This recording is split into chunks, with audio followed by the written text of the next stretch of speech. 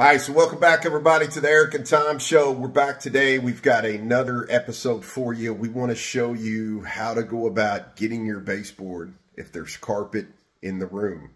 So carpet is one of those things to where, there's a lot of different ways you can go about it. We've seen all kinds of different ways to keep the carpet, keep the paint off the carpet. But we are dealing with 1x5 farmhouse style type baseboard, and just a lot going on with it. So we want to show you how we go about getting these baseboards painted, looking nice, and the method we go about getting to the finish. So check this out. You can clearly see that that's already done. Okay, and right here is where we have not done yet. So we want to tune you in and show you what's going on and some of the things that help us get through this process. So look, check it out. Okay, so here we are. We got a couple of things here I just want to get you tuned into. Got my little paint tray sitting here. Got a little 4-inch little roller. We got a microfiber towel. We're going to get into that. We've got a 12-inch putty knife, and I've got my paintbrush with my trim paint and my cup. All these are sitting in. These are just paint containers. We set them in to, of course, keep everything off the carpet. But a lot of people I've seen over the years, a lot of people, believe it or not, sit here and put this in like this.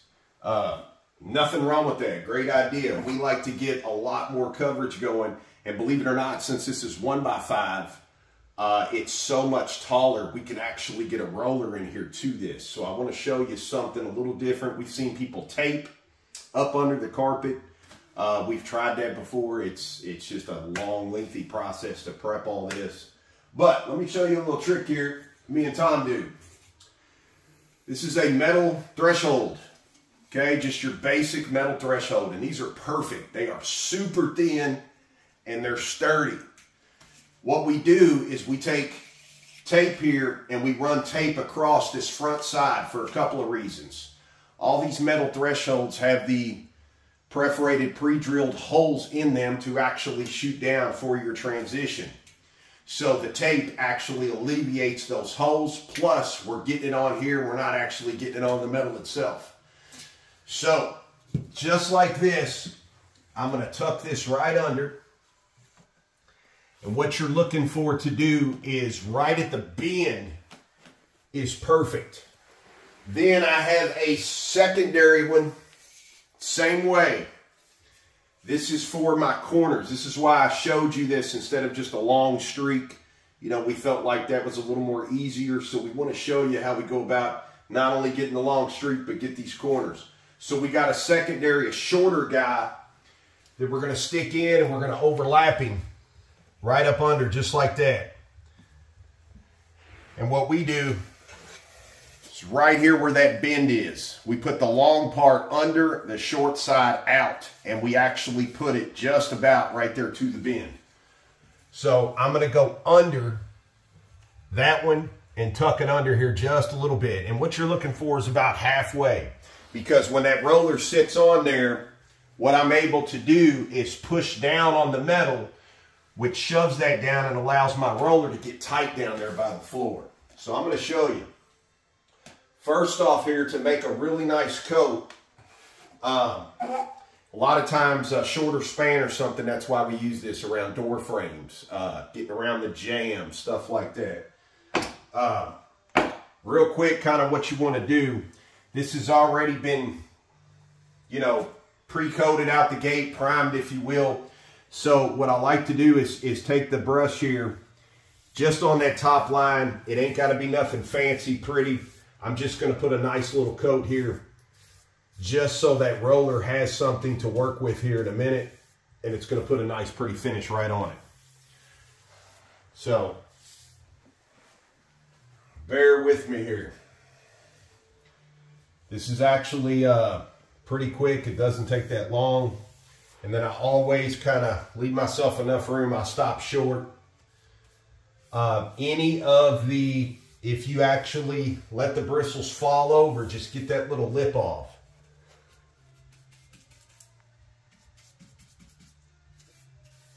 And then I'm just going to straighten that out, fan those little edges. I don't want those lines there later when we go to cut in these walls. Now that the brush is done, you don't want to be loaded up super thick. And you can see I can sit here and hold this over my hand. It's not dripping. I don't have a massive amount. It don't take much. This stuff slides just about everywhere. So what I'm going to do, I'm going to start over here away from this corner. And look, I'm going to get a lot of that off just to get it moving, just to get it going. And when I get to this corner, I'm going to bump that corner, just like that. Then I'm going to come over here. And what I'm doing, I'm getting a lot of this coated up here. And I'm leaving the bottom part because I really don't want a whole lot of paint down there on the bottom. It doesn't take much. Now, I'm going to push down. And look how low I can get there, all the way. Scoot down some. And then when you get down here to the corner, I'm going to bump that, pull away, and do it the opposite direction. You just keep walking that down. That's why these thresholds are sitting here about halfway up under. Once I have that nice and pretty like that, then that's what I did the paintbrush for. The side of that is covered on the little 4-inch. So now I'm going to take that and just get that roll. And then that helps any of those lips left over from the actual paintbrush itself. It helps thin those out there on the wall. We don't want any of those sitting there staring at us later. Once you make it all the way around, don't forget the lip that this gnat could have left. So we're just going to give that a once over just like that. Put it back over here. I'm going to take my short guy out, slide him right out. This is what I keep the rag here for. Right on that tape, up, down. That guy's ready again. And then the same with the big guy. Just like that. And the big guy, I put that in down there in the cardboard. He's just so long, so I don't have to keep getting up. We're just going to wipe him.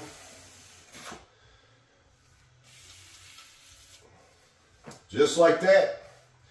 Now I'm going to take everything. It's beautiful. Now I'm going to take everything and keep moving down. It just makes a room with carpet very quick. Again, this is 1x5, so if you get any shorter, it would probably make it a lot harder. We got really lucky that it was such a tall baseboard profile here in this room and throughout this house. But that's the way we go about it. You can do the same thing if you have shorter baseboard. If you're having to use that brush, this takes a lot of time and you only get so far, and you got to keep moving. You keep getting paint on there. You got to keep wiping it. So this lets you have a lot longer strides. Till the next one, we appreciate everybody tuning in. We'll see you back like always.